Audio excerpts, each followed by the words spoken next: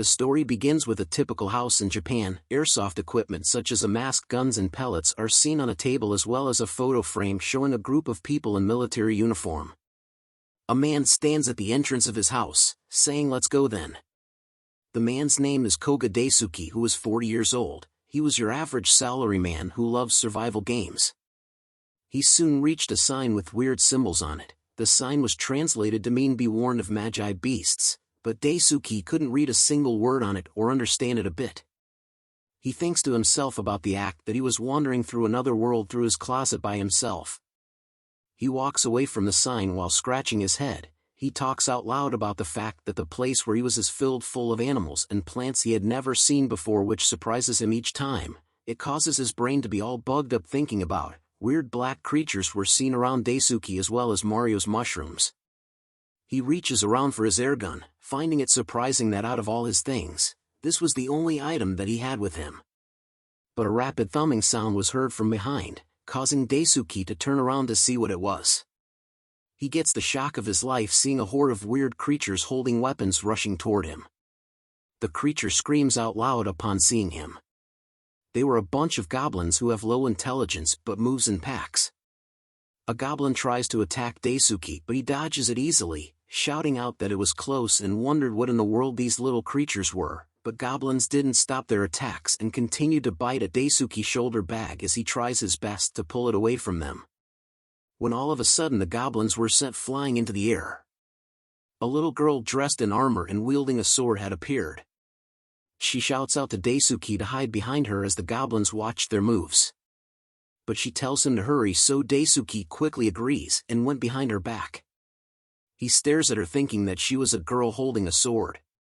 The little girl yells at the goblins to stop targeting Daisuke as she will be their opponent. Hearing this made the goblins angrier as they screamed out louder. The little girl then prepares her attack, shouting out the words, "O sword, lend me thy strength." 3 of the goblins jump toward her to attack. But she easily cuts them all down with a single swing of her sword. The goblins that tried to attack her were sent flying to the trees. She swings her sword once again and strikes another goblin down. She dodges the attack of one of the goblins that tried to attack her from the back, and counterattacks the goblin with a hit to its stomach. She then bitch slaps another goblin in its face. Daisuke could only stare as he thinks of her as such a cool person, as she caused the other goblins to retreat in fear. She then turns to Daisuke to ask if he was okay. Daisuke then wipes the sweat off his face with his handkerchief, thanking her for saving him back there. She then introduces herself as Lena, a traveling knight. He then introduces himself as Koga Daisuke but tells her to just call him Daisuke. She giggles upon hearing his name as it sounded weird. She then informs him that she was glad that he wasn't hurt and recited a prayer over him, "May the blessings of the manna be granted upon you." A campfire is seen with food being roasted. Lena explains to Daisuke that when goblins formed a pack, they became violent and attacked people and settlements alike. Daisuke takes note of that information as Lena tells him that she was currently stationed at the village nearby to exterminate the goblins in the surrounding areas.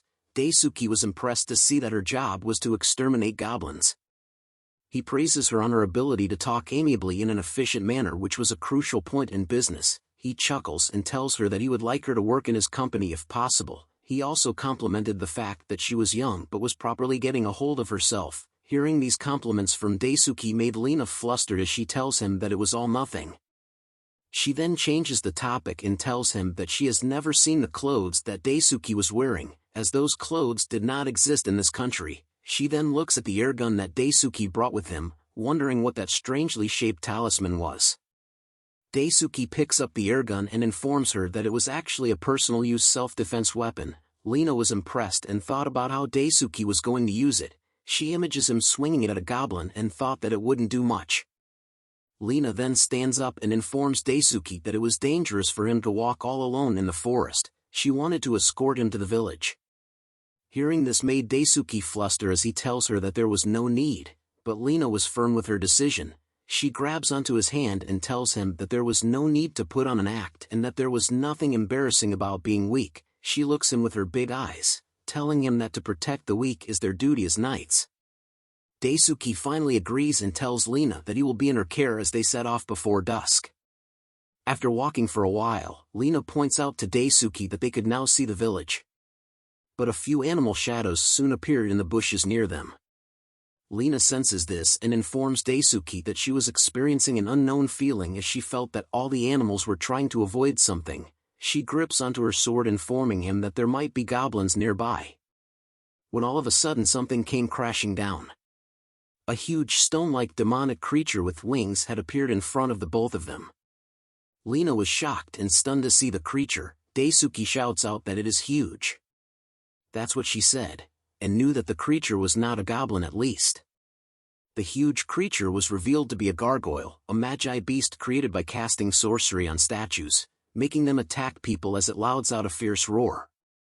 Lena dodges its attack by jumping in the air while telling Daisuke that the creature was a gargoyle. She wonders why such a strong monster like this one was here. But she prepares herself for the fight anyway, as she could not let it rampage in a place like this. Daisuke pops up beside her and asks her if it was going to be fine, as he thinks that they should both run away, but she tells him that the village was nearby.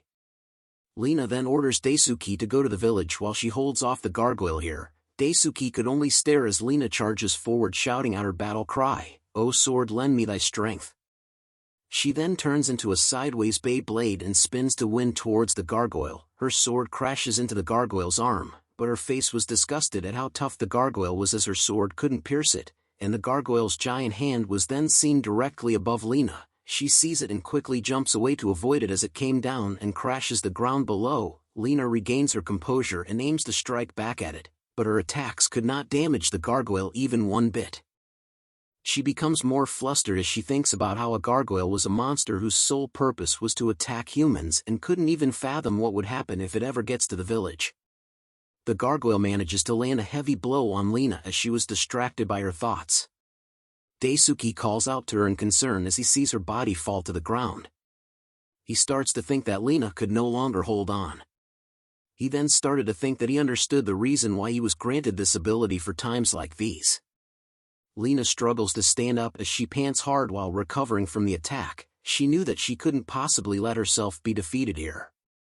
The gargoyle rushes in to attack her once again, but Lena notices that something was wrong with her body and that she couldn't dodge the attack. All she could do now was just close her eyes from the impending attack. But something hits the gargoyle in the face, causing it to be off-balanced, and saves Lena. Lena was surprised to see what it was. It was Daisuke who did the attack, as he held onto his airgun with smoke coming out of it. He takes a step forward, talking about how traveling to another and meeting strange monsters, having surprising things one after another. He aims his weapon at the gargoyle and continuously shoots at it while saying that the thing he was most surprised with was his airgun that he held in his hand. His ability was to turn his airsoft gun in this world into an actual real working firearm. Lena shouts out to him with concern, as she watches him fight the gargoyle face to face. She recognizes the weapon he was holding as the strangely weird talisman he had shown her earlier. He explains to her about his weapon, that it was a Glock 17, a fully automatic handgun manufactured by the Glock company in Austria.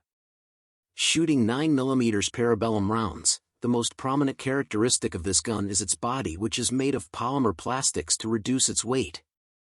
Additionally, compared to other handguns, it is very easy to handle, which means it allows the user to instantly counteract the enemy's movement. As Daisuke explained the features of his weapon, he had managed to do tremendous damage to the gargoyle using the American way. Lena shouts out that the gargoyle was faltering. She couldn't believe what she was seeing and think it was unbelievable. The gargoyle turns in pieces of rocks from Daisuke's attacks. Lena was surprised to see it this way, as Daisuke managed to defeat a gargoyle that even multiple veteran knights may not be able to, and he had done it without even using a sword while being alone, almost if it was God's power or American style. The gargoyle falls after Daisuke empties his clips into it. He then rushes to Lena to check on her, but she shouts at him, causing him to be surprised. Lena apologizes to him for being rude until now, and that his overwhelming strength meant that Daisuke was the god of war himself. But he tells her that he was not, and that she needed to raise her head. Daisuke then handed over his name card, but Lena was not able to understand the letters on it. He looks at his watch and figures that it was about time that he returns home. Lena then tells him that she wanted to ask him something. but he informs her that he will return once his work was done at his company. Lena was confused with the word company. Daisuke turns to leave and tells her to hold onto the name card. He soon enters through a gateway and slowly disappeared as Lena wondered who Daisuke truly was. We are now back in modern Japan, where Koga Daisuke, our 40-year-old man, who spends half his income on survival game items and travels to another world right after work, was just your ordinary salaryman. 2 days ago, amidst a survival game where grown men are shooting at each with fake guns, an announcement is heard telling the players that the match will end in 30 seconds. Daisuke was continuously firing his weapon at the enemies as he recalls a memory where a friend was getting married and he told him congratulations. A flashback reveals plates filled with food and beer everywhere. A coworker tells Daisuke that from now on he won't be able to freely use the money he earned, but that it wasn't that bad since he was living for the sake of another. He tells Daisuke that he was a kind and dependable man and that he would find someone right away. Back to the present, Daisuke couldn't believe that he was 40 years old today and wondered if he was definitely at his expiration date already. He blames it on him getting hooked on survival games all the time without realizing as he reloads his weapon. But he continues to return fire at his opponent, yelling out that his heart was still in his 20s. His opponents tried to run away from his attacks as they commented on how he was so op as usual. As he continues to shoot at them, Daisuke couldn't help but wonder about his coworker's words about living for the sake of another, as he had only done everything for himself till now.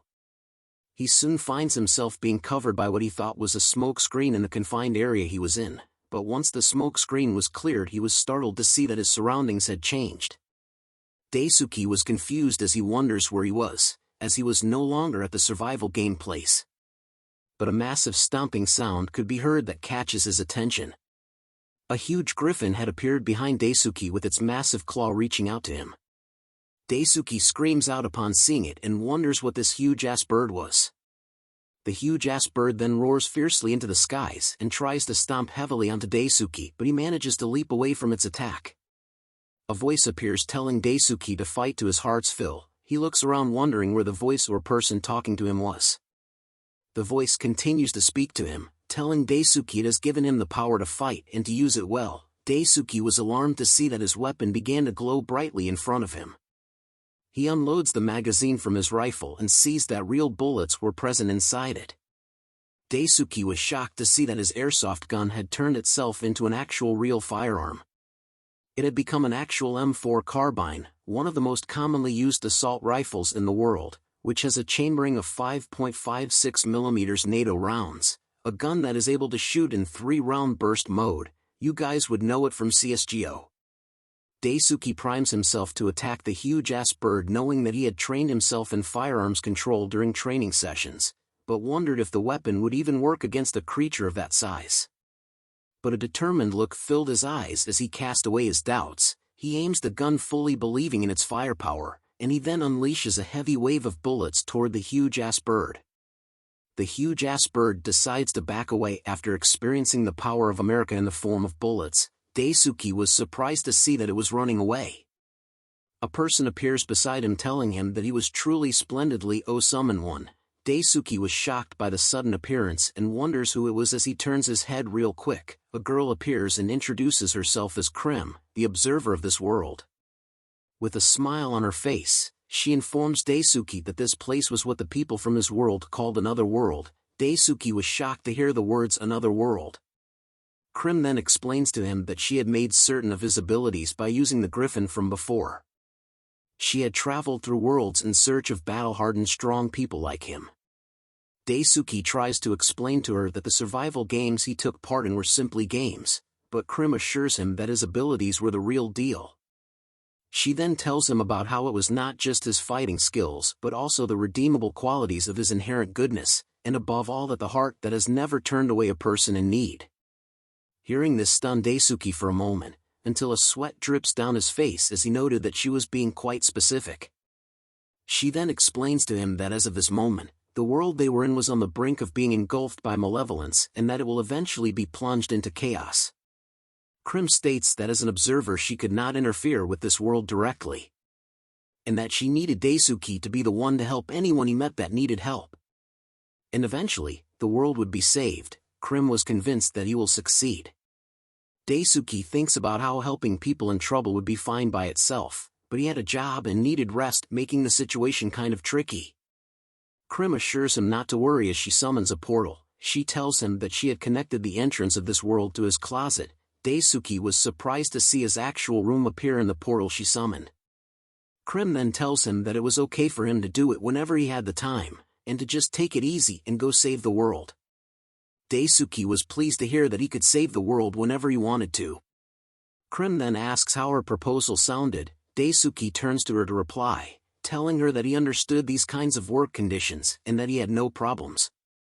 In exchange for accepting her deal, Crim bestows upon Daisuke special abilities to help him on his journey. Daisuke's body was soon covered in a bright glow as he wondered what the special abilities were.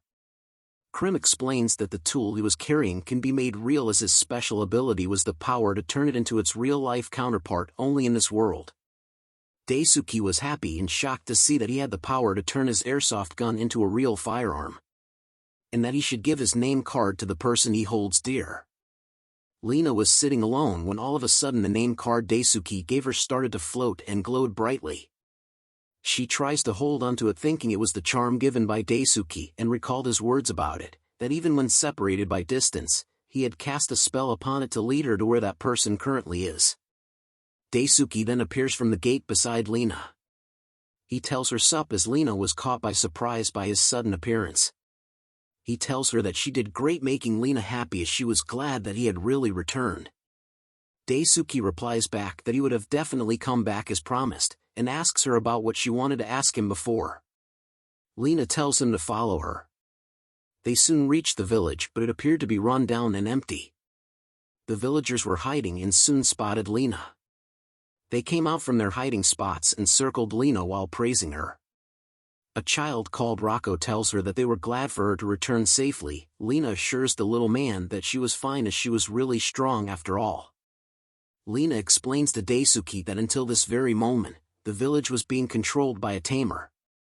Daisuke asks what a tamer was, and she explains that it was a person who was able to make monsters do as he bids them to. Half a year ago, this very man placed his sights on this village's harvest, and attacked it using the hordes of powerful monsters at his disposal. The villagers fought against him, but they could not hold their ground against the monsters. The girls were taken, and money and food reserves alike were constantly taken away. Lena happened to pass the village during one of her journeys, and in order to save the village, she had once challenged Murdoch. A flashback is shown as Lena battles Murdoch's monsters, telling him to release the village and its hostages. But Murdoch tells her that she looked like she had some skills, but her strength was nowhere near enough while holding onto the girls as hostages.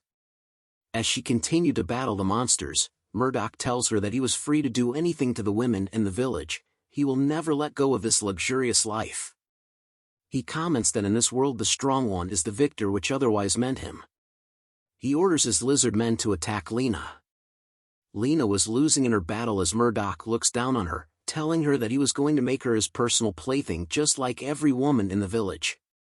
Lena was hurt from being attacked by multiple monsters and decided to run away. Daisuke had a firm expression on his face after hearing Lena's story. Her face was sad as she tells him that she couldn't do anything against Murdoch's strength and that she was only able to dispose of his goblin underlings until now. But then she happened to meet Daisuke, who showed her a light of hope. Her hands trembles as she mustered to ask Daisuke something. She asks him with tears in her eyes if he could lend her his strength. Just like a Giga Chad, Daisuke smiles and tells her of course, and that he would help her to the best of his ability. Lena smiles with joy upon hearing his words. She asks if he would really do it. Daisuke assures her that he would help as he couldn't forgive Murdoch and that he was touched by Lena's feelings towards the village. Hearing him say that made her grip his shirt, saying she was glad to have truly met someone like him. Rocco then asks if she was really going to get rid of the bad guys. Lena pats his head and assures him that she would bring his mother back, and to act as a good child and wait. She tells Daisuke that Murdoch had a mansion that was built in the deep part of the forest. She was now filled with determination to get her revenge. Armed with his pistol, locked and loaded, Daisuke tells her that they should go, looking like James Bond. Thanks for watching the latest part from the voice of Manhwa. Subscribe for more content and don't forget to comment below what you want to see in the future. Like and share for more.